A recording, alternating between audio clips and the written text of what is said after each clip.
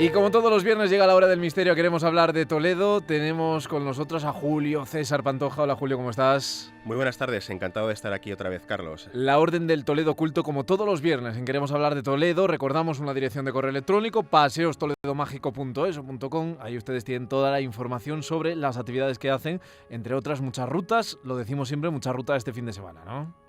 Mucha ruta, mucha actividad y siempre, por supuesto, en pos del misterio y de la magia en Toledo. La semana pasada comenzábamos con recreaciones. Venía por aquí Gonzalo y recreábamos una leyenda. Hoy no vamos a ser menos, Julio. Hoy te toca a ti recrear una leyenda que no es originariamente toledana, pero que has ambientado y has recreado aquí en la ciudad. Así es, porque además, pues está justamente ambientada en un tétrico y oscuro calabozo de la Inquisición en la ciudad de Toledo. Y hoy hacemos un homenaje al grandísimo Edgar Allan Poe, a una de las figuras de la literatura universal que más pesadillas ha podido concebir y que podemos disfrutar de ellas. Y además con un título espectacular, una de esas historias que dejan justamente huella en esa memoria, El Pozo y el Péndulo. El Pozo y el Péndulo, un clásico de Edgar Allan Poe, que si tú tuvieras que ubicarlo en un lugar de Toledo, ¿dónde crees que se podría desarrollar la acción de la misma? Pues muy posiblemente en los subterráneos de lo que actualmente es el edificio Lorenzana, cerquita de la plaza de San Vicente, que esa fue la última sede de la Santa Inquisición en nuestra ciudad y que si en alguna ocasión ocurrió algo similar, justamente yo lo ubicaría allí. Va a ser un relato de agonía, un relato lleno de expectación, con un final que evidentemente no vamos a desvelar, pero que llegará, como digo, tras una tensa agonía interior con una meditación muy, muy profunda. Así es, Edgar Allan Poe era, entre otras cosas, el gran maestro de ese terror, de ese horror psicológico, y además es muy intenso, como tú dices. Pues si te parece, no avanzamos más porque llega el momento de escuchar esa leyenda recreada a través de los micrófonos de ABC. Radio Toledo, El Pozo y el Péndulo, de Edgar Allan Poe, en versión de Julio César Pantoja, desde la Orden del Toledo Oculto. Julio, cuando quieras. Estaba agotado. Agotado hasta más no poder por aquella larga agonía. Sentí que mis sentidos me abandonaban. La terrible sentencia de muerte fue la última frase clara que llegó a mis oídos.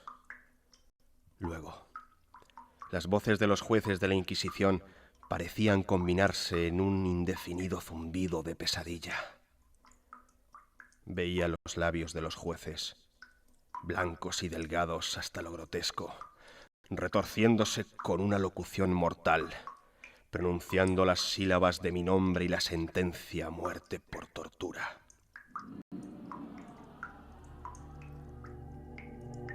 Resonaron en mi recuerdo los 1000 vagos rumores de las cosas horribles que ocurrían en Toledo. Cosas extrañas que se contaban de los calabozos, cosas que yo había tomado por invenciones. La agitación del espíritu me mantuvo despierto durante horas, pero finalmente caí en un profundo sueño. Al despertar, abrí con miedo los ojos. Percibí que los objetos que me rodeaban eran visibles. Gracias a un extraño brillo sulfúreo, pude ver las extensiones y el aspecto de mi prisión. Figuras horribles, de demonios, de semblante amenazador, llenaban y desfiguraban las paredes. Al momento, noté que estaba firmemente atado a un armazón de madera. Una correa se enrollaba en torno a mi cuerpo, dejando libres únicamente mi cabeza y brazo izquierdo. Solo y con mucho esfuerzo podía alcanzar la comida desde un plato de barro que yacía a mi lado.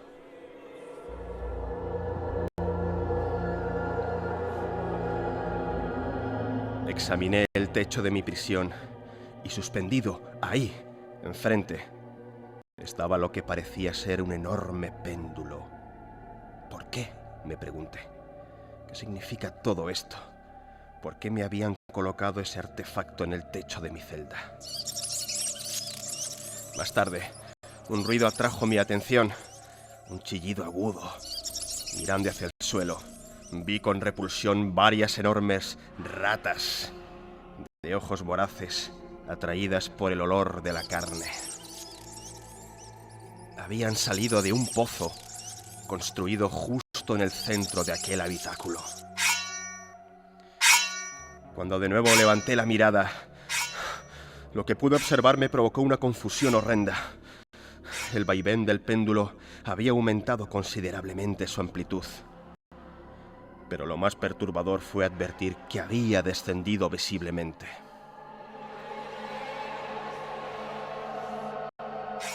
Ahora observaba cómo su extremo interior era una media luna de reluciente acero, tan afilado que silbaba con un descenso solo apreciable a intervalos que parecían siglos. Llegué a rezar porque bajara más rápido, enloquecí frenéticamente y luché por levantarme contra el movimiento de aquella espantosa cimitarra. Rasgaría la tela de mi traje y luego mi cuerpo. Regresaría y repetiría la operación una y otra vez de forma incansable.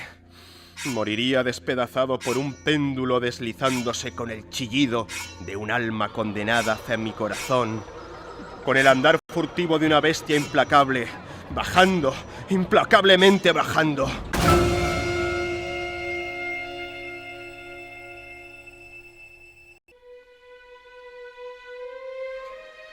Por primera vez, en muchas horas pensé en que había ratas. Salían del pozo. Eran salvajes, voraces. Sus ojos me miraban con furia, como si esperasen mi completa inmovilidad para hacerme presa. Habían devorado todo. Movidas por una extraña agitación, decenas de ellas se abalanzaron sobre mí y comenzaron a roer las ungidas correas que me apresaban. Se apiñaron sobre mí, se retorcían sobre mi garganta. Sus fríos labios bruscaban los míos. Un asco que no tiene nombre llenaba mi pecho y helaba con una pesada viscosidad mi corazón. Oh, pero, ¿qué ocurre? Claramente percibí un azujamiento de las amarras, pero el vaivén del péndulo ya rozaba mi pecho. Dos veces más se balanceó y una aguda sensación de dolor atravesó mis nervios. El momento de escapar había llegado. A un ademán de mi mano, mis libertadoras huyeron tumultuosamente. Entonces, me deslicé fuera del abrazo de las ataduras y del alcance letal de la cimitarra.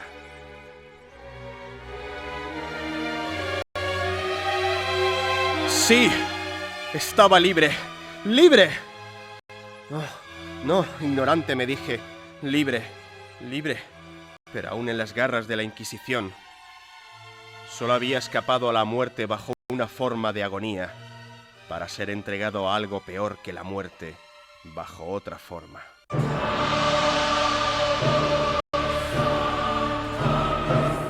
Pensando en ello, observé que las figuras de la pared habían adoptado una asombrosa e intensa brillantez. Ojos demoníacos de una salvaje y espantosa vivacidad se clavaban sobre mí desde un millar de direcciones. Luego, llegó a mis fosas nasales el intenso olor a hierro fundido. No podía respirar. Las paredes se habían convertido en planchas incandescentes que reducían cada vez más el espacio de la celda.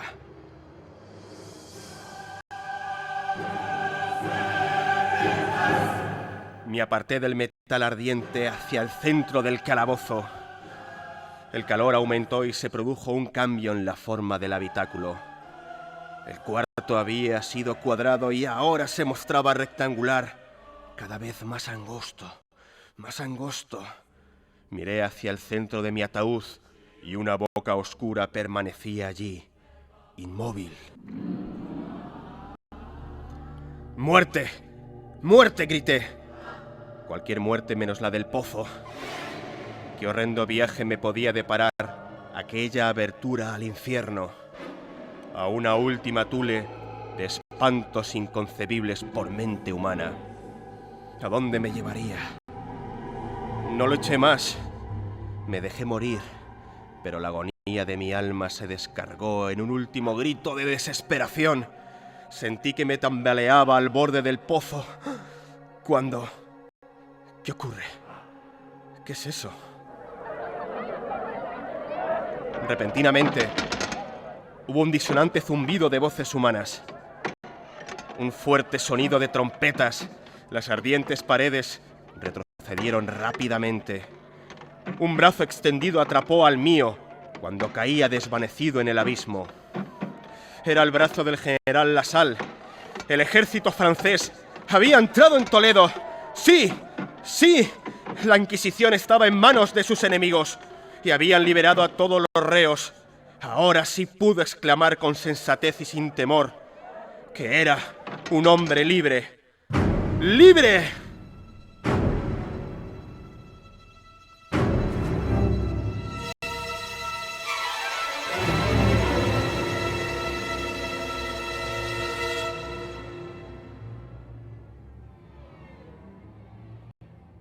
Julio, increíble como siempre.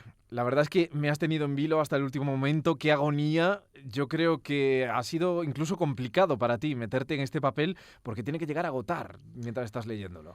Bueno, es algo que siempre que lees, pues evidentemente conectas con esa tensión, pero evidentemente sin ser arropado con los efectos, pues la voz solamente sería eso, una cosa desnuda. Por lo tanto, aunamos fuerzas y cobra la intensidad y le hemos hecho una justicia absoluta al gran maestro Edgar Allan Poe, así que enhorabuena a los dos, a ABC Radio, a ti, Carlos, y bueno, pues este humilde narrador que intenta conectar un poco pues con esa angustia y con esa maestría de la literatura del misterio. Yo lo que me pregunto es cómo serán vuestras rutas si, nada, los 8 o 9 minutillos que hemos empleado aquí en crear esta leyenda cómo han sido de intensos, pues cómo puede ser una ruta de las vuestras de 2 horas de duración por los misterios y por la magia de Toledo.